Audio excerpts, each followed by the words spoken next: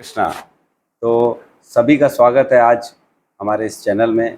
और मैं आपको सबको मेरे जो शिक्षा गुरु हैं हिज ग्रेस प्रशांत मुकुंद प्रभु जी, इनसे मिलवाना चाहता हूँ। हरे कृष्णा। मैं शिक्षा गुरु नहीं हूँ, मैं इनका दास हूँ और मैं रायपुर आया हूँ महेश प्रभु जी के पास में। और ये अमेजिंग डिवोटी हैं और इतना सुंदर प्रचार कर रहे हैं। 3-4 साल पहले कोरोना में जुड़े थे आप प्रभु जी, कोरोना में जुड़े थे प्रभु जी ऑनलाइन, और उसके बाद इन्होंने ताबड़तोड़ प्रीचिंग करी, जगह जगह प्रीचिंग करी, रोज प्रीचिंग कर रहे हैं। और आप जानते कितने सुंदर सुंदर 60 सेकंड्स के शॉर्ट्स में इतनी इन्फॉर्मेशन दे रहे हैं। अमेजिंग गीता क्लास ले रहे हैं, एक बार गीता कंप्लीट कर चुके हैं।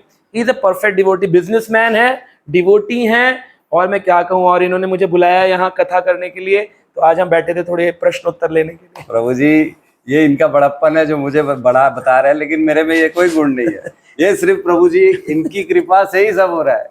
मुकम करोति वाचालम पंगुम लंघते गिरम, वही हिसाब हमारे साथ है, कुछ नहीं बोल सकते हम, बस कृपा मिली है। ये सच में आपने जो किया है ना प्रभु जी, कि गली गली जाकर के प्रचार करना, बेस में प्रीचिंग करना बहुत मुश्किल है ग्रस्ता व्यक्ति के लिए, बिजनेसमैन के लिए इट्स टू डिफिकल्ट। तो ये लोगों के लिए उदाहरण है। लोग बोलते हैं बिजनेस में टाइम नहीं मिलता, आप खुद साधना कर रहे हो, परिवार को करवा रहे हो, प्रचार कर रहे हो। अमेजिंग प्रभु, अमेजिंग, सच में। ये सिर्फ आपकी कृपा है और कुछ गुरु महाराज श्रील प्रभुपाद का आशीर्वाद है। तो आइए आज का सेशन स्टार्ट करते हैं। Yes, मेरे yes. दिल में कुछ क्वेश्चंस थे जो आज मौका मिला, और मैंने चाहा कि आज मेरे दिल के क्वेश्चंस, जो मेरी प्रॉब्लम है, मेरे डाउट्स हैं, ये सबके साथ शेयर करूं, ताकि आपके भी जो दिमाग में जो भी संशय भरे हुए हैं वो सारे क्लियर हो जाए। तो आइए हमारे मेरे शिक्षा गुरु हिज ग्रेस प्रशांत मुकुंद प्रभु जी, इनसे हम जो है कुछ चीज़ें क्लियर करते हैं।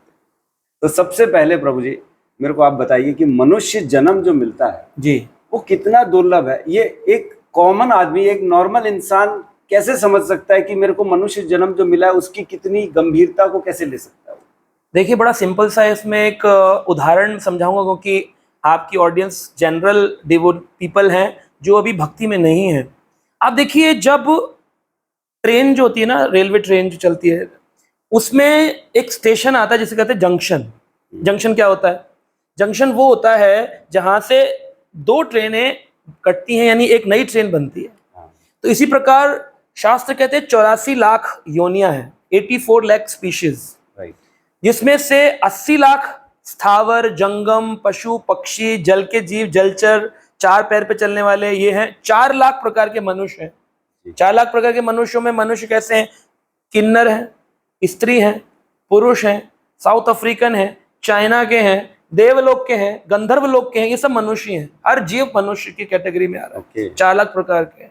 मतलब जो 14 प्लैनेट्स में जितने भी जीव हैं मनुष्य रूप में, मनुष्य योनि में है, वो सब काउंट होंगे। अच्छा। अब एक चाइना में है जो कि गर्भ से गिरने वाले बच्चे को खा रहे हैं, फीटस खाया जा रहा है चाइना के अंदर, जो गर्भपात होता है अबॉर्टेड बच्चों का, वो खाते हैं शोकेस में लगा करके, 4 महीना 3 महीना 6 महीना। ये भी एक मनुष्य है। कुछ लोग हैं जो मगरमच्छ कच्चा खा रहे हैं। अफ्रीका में प्रभुपाद जी बताते थे कि ऐसी कम्युनिटी है जो ढूंढती है हम में से बुजुर्ग कौन है सबसे ज्यादा, सबसे बुजुर्ग होता है, उसको काट के उसकी पार्टी करते हैं, न्यू ईयर पार्टी, उसी को खाते हैं। तो ये भी मनुष्य है। तो मनुष्यों की चेतना के हिसाब से अलग अलग 4 लाख प्रकार के मनुष्य। अदरवाइज बोलेंगे मनुष्य अलग कैसे, नाक है, आंख है, चेतना का भेद है, कॉन्शियसनेस का डिफरेंस है। उसमें 4 लाख प्रकार की कॉन्शियसनेस पाई जाती है। उसमें एक दूसरी सत्वगुण रजोगुण मिश्रित है। किसी में सत्वगुण ज्यादा, किसी में रजोगुण ज्यादा, किसी में कंप्लीट रजो है, किसी में कंप्लीट सत्व है, किसी में तमोगुण ही कंप्लीट है, किसी में तमो रजो सत्व का मिश्रण है। ऐसे करके प्रोबेबिलिटीज बनती हैं 4 लाख। अच्छा। चेतना और गुणों के आधार पर। तो ये जो 4 लाख हैं, फिर भी इनमें से इसको जंक्शन बताया गया, क्योंकि कुत्ता, बिल्ली, सुअर, घोड़ा, ये योनि में आप अपने जीवन को भोग करेंगे, खाएंगे, पिएंगे, सोएंगे, मस्ती करेंगे, और उसके बाद तुरंत आप नई योनि में चले जाएंगे मरते ही। लेकिन मनुष्य योनि कैसी है जहां से आप इस साइकिल को चेंज कर सकते हैं। जंक्शन है जहां से आप नई ट्रेन ले सकते हो। एक बार ट्रेन जंक्शन को पार करके छोटे छोटे स्टेशन आ रहे हैं, वहां पर आप चेंज नहीं कर सकते, वहां दूसरी गाड़ी नहीं मिलेगी। जंक्शन पर दूसरी गाड़ी आती है जहां से आप चेंज कर सकते। तो दुर्लभ हो मानुष हो देहो, ये दुर्लभ है मानुष देह। कहते हैं कि जैसे समुद्र के ऊपर रेत होती है, उस रेत में जो छोटे छोटे कण हैं, सारे कणों को इकट्ठा कर लो, उसमें से कैसे ढूंढोगे वो एक कण जो मनुष्य कण हो। यानी कि इतने लाख, 84 लाख तो प्रकार है, और करोड़ों करोड़ों उसके जीव हैं, कॉन्शियसनेस के लेवल पर जीव हैं। उनमें से एक मनुष्य कण है जिसमें मौका मिलता है केवल भगवत प्राप्ति के लिए। रेड लाइट होती है, कुत्ता निकलता है, कभी चालान कटा है? नहीं। यानी कि शेर खाए आदमी खाता है ना, मांस खा रहे, अजी शेर दे पुत्र हैं। अरे शेर दे पुत्र हो, बहुत अच्छी बात है, आप ब्रेव हो, बहुत अच्छी बात है, लेकिन शेर वाले काम मत करो। शेर तो कपड़े नहीं पहनता, आप कपड़े क्यों पहनते हो? शेर तो नंगा रहता है ना, फिर आप भी रहिए, शेर को कॉपी करना है। मास्क शेर का कॉपी कर लिया, कपड़े नहीं पहनोगे शेर वाले, फिर ये शेरवानी पहनोगे अपनी अलग से। तो ये जो चीटिंग प्रोपेंसिटी है, रेड लाइट कभी कुत्ता काटेगा तो नहीं उसका चालान करता, लेकिन मनुष्य काटेगा तो उसका चालान क्यों? प्रश्न है क्यों? क्योंकि उसके पास सोचने की शक्ति की, रेड लाइट में काटूंगा तो मेरा चालान कट सकता है, उसको ना जान करके अज्ञानता में वो काटेगा तो चालान कटेगा ना। ऐसे मनुष्य का 4 लाख प्रकार पे कर्मों का नियम सिद्धांत लगता है, गलत करोगे कर्म के रूल छोड़ेंगे नहीं। अच्छा, हाँ, मनुष्य के पास ही है। अब जैसे छोटा बच्चा है, बिजली के पॉइंट में हाथ डाल दे तो उसे करंट लगेगा। बिजली को ये तो नहीं कहते अरे मैं तो बच्चा था, मैं तो अज्ञानी था, मैं पंजाबी था, मैं सिंधी था, मैं अग्रवाल था, मैं बनिया था, मैं जाट था, मैं क्षत्रिय था, जो भी हो तुम, वो तो जीव ही हो, तो 4 लाख प्रकार के मनुष्यों में से तुम पे कर्म के सिद्धांत लगेंगे। इसलिए मनुष्य शरीर मिला है, कर्म सुधारो, बहुत दुर्लभ है। कितना दुर्लभ है मैंने बताया, जैसे रेत के कण समुद्र में होते हैं, उनमें से एक कण ढूंढना कि ये वाला मनुष्य कण है, बड़ा मुश्किल, दुर्लभ है, वो तो इम्पॉसिबल जैसी क्राइटेरिया। वो मिलने के बाद अगर आपका ये मिस हो गई अपॉर्चुनिटी तो क्या होगा? Again back to the cycle of 84 lakh चक्र में, फिर दोबारा, फिर कुत्ता बिल्ली घोड़ा सुअर हाथी बिल्ली ये सब बनते रहो, फिर पेड़ पौधा मछली, और फिर आएगा मौका करोड़ों जन्मों के बाद, फिर मनुष्य बने भगवान का। अब फिर एक जंक्शन आया, फिर ट्राई करो, फिर आप नहीं ट्रेन नहीं चेंज करी, फिर मिस कर दिए, तो फिर 84 लाख के चक्र में फिर करोड़ों साल तक फिर एक योनिया जी के फिर मनुष्य योनि में। तो बहुत अच्छा प्रभु जी ने हमारे को क्लियर किया। तो इसके बाद एक और डाउट अराइज हो जाता है कि ये जो हमें जंक्शन से एग्जैक्टली जो हमें गाड़ी पकड़नी है, भगवत धाम की पकड़नी है, तो वो क्या सिर्फ भक्ति से मिलेगी या पूजा पाठ से मिल सकती है? इन दोनों का भेद हम जो है कैसे समझ सकते, कैसे लोगों को हम समझाएं कि ये भक्ति है, ये पूजा पाठ है? अच्छा प्रश्न है और बहुत सिंपल है, अगर आप समझे ना। पूजा पाठ का मतलब भगवान की प्राप्ति ही है, भगवत भजन ही है। भक्त में और पूजा पाठ में क्या डिफरेंस है मैं बताता हूं, 2-3 पॉइंट में बताता हूं। एक तो है रिचुअल, पूजा पाठ मतलब रिचुअल कि भाई नवरात्रे आए, 9 दिन रिचुअल किया, प्याज लहसुन नहीं खाया, नवरात्रि ओवर, माता जी जय श्री जय माता दी। 10वें दिन माता जी नहीं है क्या? माता जी का एग्जिस्टेंस खत्म हो गया क्या? मंगलवार का व्रत है जी मेरा, दारू नहीं पीऊंगा, मैं मदरा पान नहीं करूंगा, मांस नहीं खाऊंगा, 12 बजे का इंतजार कर रहा हूँ, 12 बजे उसमें से कुछ लोग तो दारू की छलक लेके हनुमान जी प्रसाद लो और फिर पी जाते हैं उठा ऐसे तो इसका मतलब मंगलवार के बाद बुधवार को हनुमान जी की एग्जिस्टेंस खत्म हो जाती है क्या? नहीं। पूजा पाठ का मतलब है मैं अपनी इच्छा पूर्ति के लिए मंदिर जाता हूं, इसे पूजा पाठ कहते हैं, रिचुअल कहते हैं। अब कम्स टू द भक्ता, अब भक्त पर आते हैं। भक्त कौन है?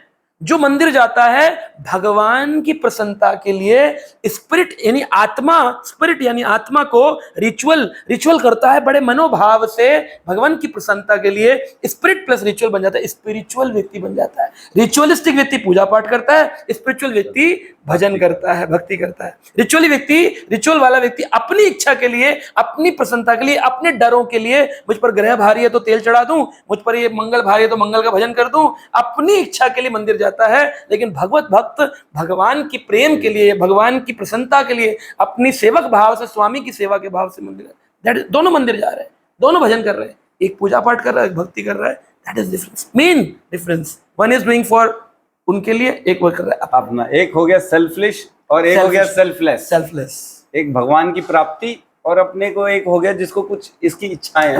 उदाहरण पर ले लो, एक बच्चा है, 2 बच्चे हैं। एक बच्चा है कि पिताजी की सेवा इसलिए करता है कि बाद में प्रॉपर्टी मिलेगी और दूसरा कर रहा है कि मेरे पिता हैं, मैं उन्होंने मुझे जन्म दिया, मेरा कर्तव्य प्रॉपर्टी रत्ती पर भी ना दे लेकिन माता पिता सेवा तो करनी चाहिए। तो दोनों में से कौन समझदार है? सही कह रहे हैं एकदम। और ये पूजा पाठ और भक्ति में तो पूजा पाठ का जो हमें एक पुण्य मिलता है, दान का पुण्य मिलता है, या जो भी आज की डेट में जो लोगों के अंदर मनोधारणा आ चुकी है कि इंसान की सेवा करो, गरीबों की सेवा करो, ये सबसे बड़ा धर्म है, ये आज की डेट में लोगों की फिलॉसफी बन चुकी है। No doubt. तो इसका रिजल्ट और भक्ति का रिजल्ट, इसको हम कैसे कंपेयर करें?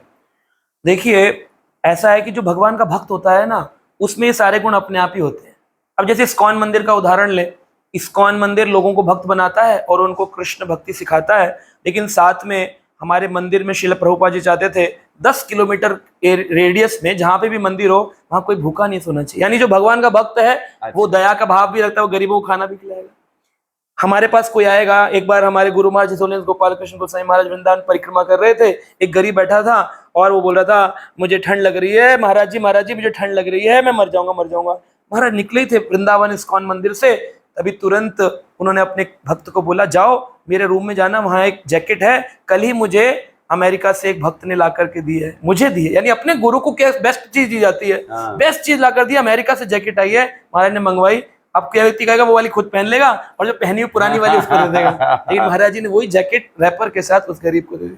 तो जो भगवान का भक्त है उसके अंदर इतना दया होती है, जीवे रे दया, वैष्णव सेवा, नाम है रुचि। ये वैष्णव के 3 गुण है, जीवों पर दया करना, नाम में रुचि होना भगवत नाम में, और वैष्णवों की सेवा करना। ये 3 गुण हर वैष्णव में होते हैं। तो गरीब की सेवा करने वाला गरीब की सेवा तो कर रहा है, लेकिन भगवान की कर रहा है कि नहीं कर रहा है इसमें क्वेश्चन है।